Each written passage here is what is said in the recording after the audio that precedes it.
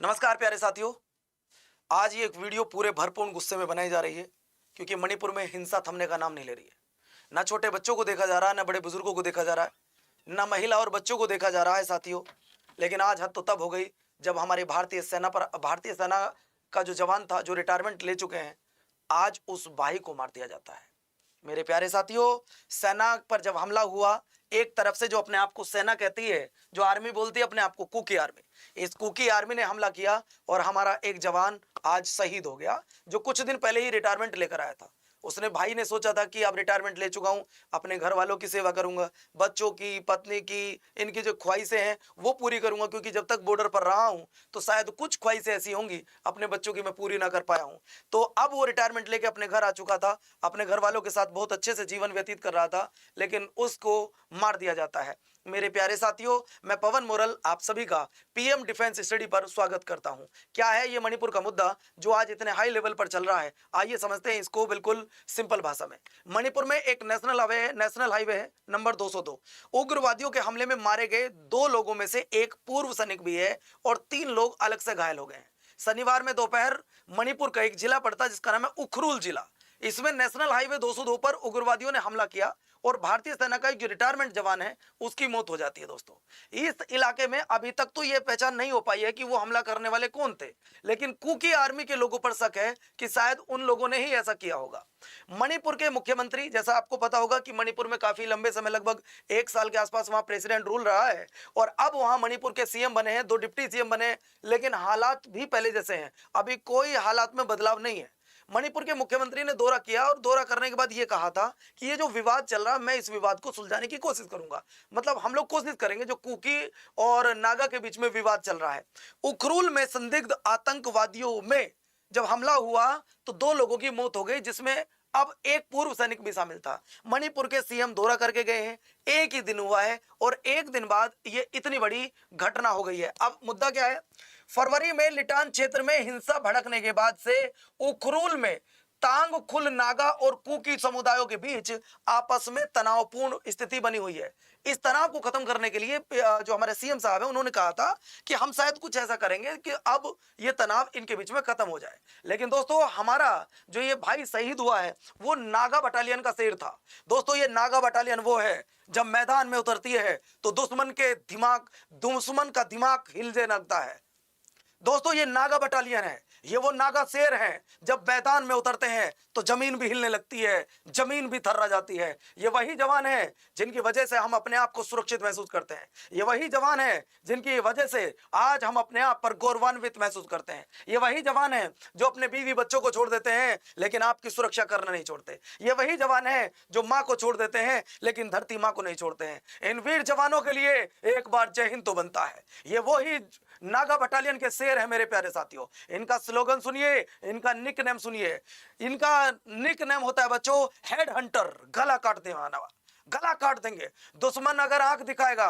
ये वो लोग हैं, प्यार से बोलो तो जान ले लो हमारी, अगर आंखें दिखाओगे तो आंख निकाल लेंगे हम तुम्हारी। हेड हंटर, गर्दन काट देंगे तुम्हारी। आज इन्होंने अपना एक भाई खोया है पूरे भरपूर गुस्से में। भूल गए आप 1999 का वो कारगिल युद्ध, जब हमारी इस नागा बटालियन ने आतंकवादियों से, यानी कि पाकिस्तान वालों से खुलकर लोहा लिया था और पाकिस्तान को धूल चाटने पर मजबूर कर दिया था। हमारे जवान नीचे थे, ऊंचाई से वो हमला कर रहा था, लेकिन शेर पीछे नहीं हटे और इस नागा बटालियन ने दोस्तों अपना ऐसा युद्ध कौशल दिखाया कि दुश्मन को पीछे हटने पर मजबूर होना पड़ा और दुश्मन पीछे हट जाता है। आइए मणिपुर के मैप के माध्यम से मैं आपको कुछ समझाने की कोशिश करता हूं। मणिपुर का जो ये पहाड़ी इलाका है, यहाँ पे कुकी ट्राइब्स रहती, कुकी जाति रहती है। ये जो पहाड़ी इलाका है इसमें कुकी लोग रहते हैं और जो इनका डिस्ट्रिक्ट आपको दिख रहे होंगे, ये वो डिस्ट्रिक्ट है दोस्तों जो मैंने अभी आपको बताया था। ये वो डिस्ट्रिक्ट है उखरुल डिस्ट्रिक्ट। यहीं पर तांगखुल नागा जाति के लोग रहते हैं। ये एक प्लेन एरिया है, ये पहाड़ी इलाका है और यहां पर अगर मैं बात करूं तमिंग लोग, नागा, यहां पे नागा भी रहते हैं और कुकी लोग भी रहते हैं। डिस्प्यूट बहुत जबरदस्त चला हुआ है, यानी कि मणिपुर इस समय बिल्कुल भी शांत नहीं है। आप लोग देख रहे होंगे, इस वीडियो के माध्यम से मैं आपको कुछ दिखाना चाहता हूं। ये घर की सुरक्षा करें, ये बॉर्डर पर सुरक्षा करें, ये अपने घर की सुरक्षा में भी हमें अपनी जान बचानी पड़ रही है। ये हमारी भारतीय सेना के जवान है, ये देश सेवा करने के लिए है, ये आपसी लड़ाई लड़ाई अपने राज्यों की लड़ाई सुलझाने के लिए नहीं है। इन पर आप हथियार उठा रहे हो, आप इनसे लड़ रहे हो। अरे ये वो भाई हैं जो अपने परिवार को छोड़कर देश सेवा में लगे हुए हैं, आप इन पर हथियार उठाकर इनसे। दोस्तों अभी आपने देखा कि मणिपुर में शांत माहौल बिल्कुल नहीं बना हुआ। मणिपुर के हालत बद से बदतर हो गए हैं। आप जहां देखो तब देखो आए दिन ऐसी घटनाएं आपको देखने के लिए मिलती रहेंगी। सेना के नेतृत्व में चलाया गया एक संयुक्त अभियान मणिपुर के जिलेबुंग हिल और थोई हिल्स में 10 से ज्यादा बंकर नष्ट किए गए थे। अब से 3 से 4 दिन पहले ही, ये 18 अप्रैल की यह न्यूज देख रहे हैं, जब हमारी इंडियन आर्मी ने सीएपीएफ ने मिलकर और मणिपुर पुलिस ने मिलकर इनके जो ठिकाने थे उन ठिकानों को पूरी तरह खत्म कर दिया था, जिन्हें बंकर का नाम दिया गया था। अब उसके बाद कुकी आर्मी सामने आती है और उनको जो भी मिल रहा है भाई, जैसे भी वो व्यवस्था कर, तुरंत कुकी अब आर्मी गलत कदम उठा रही है, हमला कर रही है। लेकिन इससे पहले एक और घटना हुई थी। मणिपुर में भीड़ द्वारा अर्धसैनिक शिविर पर हमले के दौरान हुई गोलीबारी में 2 लोग मारे गए, कई लोग घायल हो गए। आप बताओ इसमें मेरे प्यारे साथियों, अर्धसैनिक शिविर पर हमला कर रहे हैं वो लोग, क्या तरीका है? आप देश के नागरिक हो और देश के नागरिक होने के बावजूद आप देश के शेरों पर, आप देश के उन वीर जवानों पर हथियार उठा रहे हो, गोलीबारी कर रहे हो, आप उनको मारने की कोशिश कर रहे हो। ये बिल्कुल गलत है, बख्शा नहीं जाएगा। इसके बाद मैं आपको लेकर चलता हूं आखिर ये मणिपुर में रीजन क्या है, आखिर इसका कारण क्या कि मणिपुर में इतना बड़ा डिस्प्यूट है क्यों।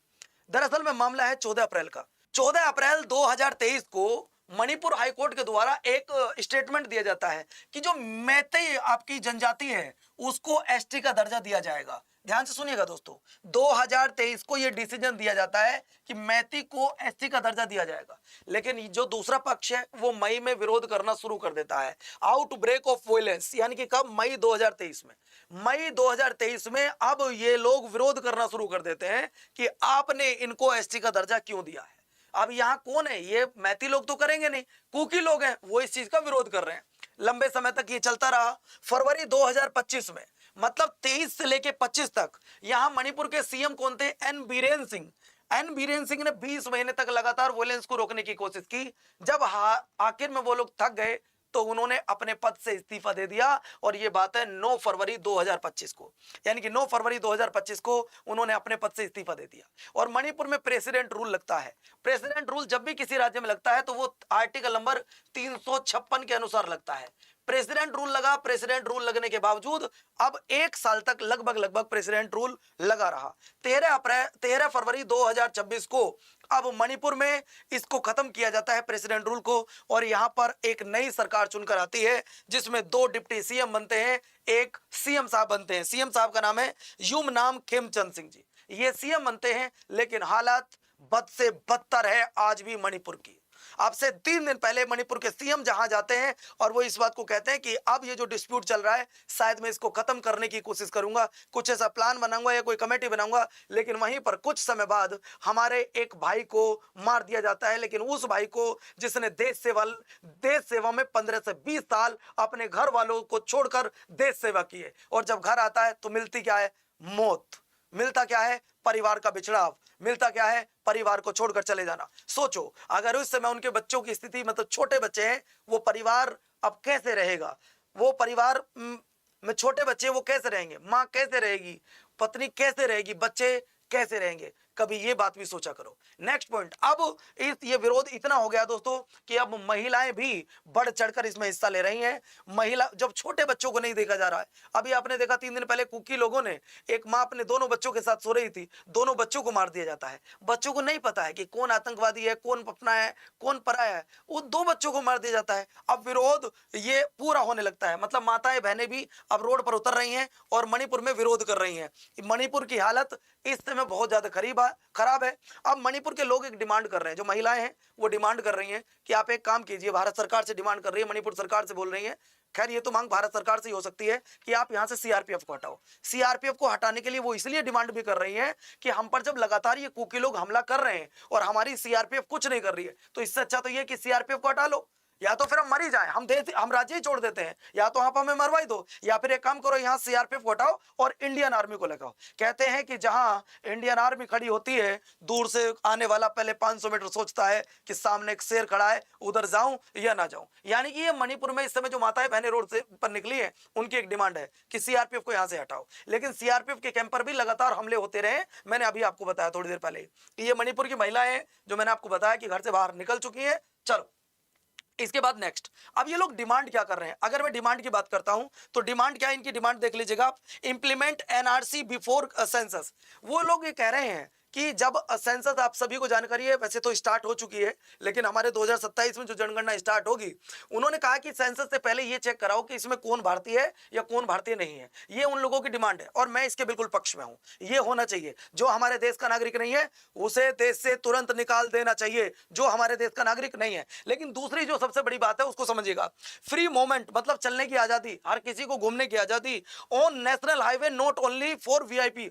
यानी कि जो नेशनल हाईवे है उन पर वीआईपी को ही चलने की अनुमति ना हो, वहां पर हर किसी को चलने की अनुमति हो। चलो अनुमति सरकार ने दे भी दी तो फिर सुरक्षा है या नहीं है ये भी आपको सोचना होगा। मान लो आज भारत सरकार ये और मणिपुर सरकार कहते हैं कि चलो ठीक है आप सबको नेशनल हाईवे पर निकलने की अनुमति है, लेकिन क्या आपको लगता है कि आप सुरक्षित हो? रोड पर निकल रही हो महिलाएं, रोड पर निकलने, क्योंकि गोली नहीं पूछती है कि आप वीआईपी हैं, महिला हैं, पुरुष हैं, बच्चे हैं, कौन है, वो नहीं पूछेगी आपसे। तो ये डिमांड है। यानी कि मणिपुर की जो हालत है वो इस समय बद से बदतर हो चुकी है साथियों। मैं एक बार फिर से आपको बताना चाहूंगा कि मणिपुर में ये हिंसा हो क्यों रही है, उसका रीजन क्या, मैंने अभी भी आपको थोड़ी देर पहले बताया था।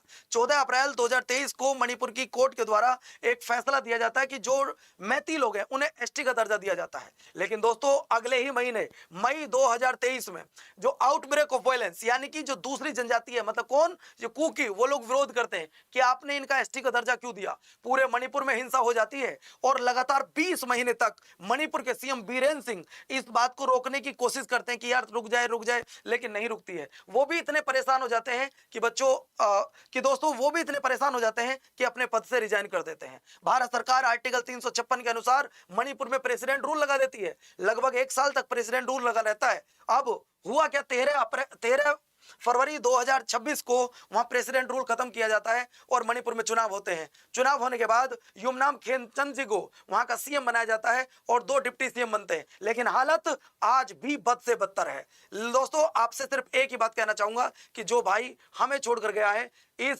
नागा जनजाति का, नागा बटालियन का शेर जो रिटायरमेंट होकर अपने घर आया है, उसके लिए एक बार कमेंट बॉक्स में जय हिंद जरूर लिख के जाइएगा। जय हिंद, जय भारत।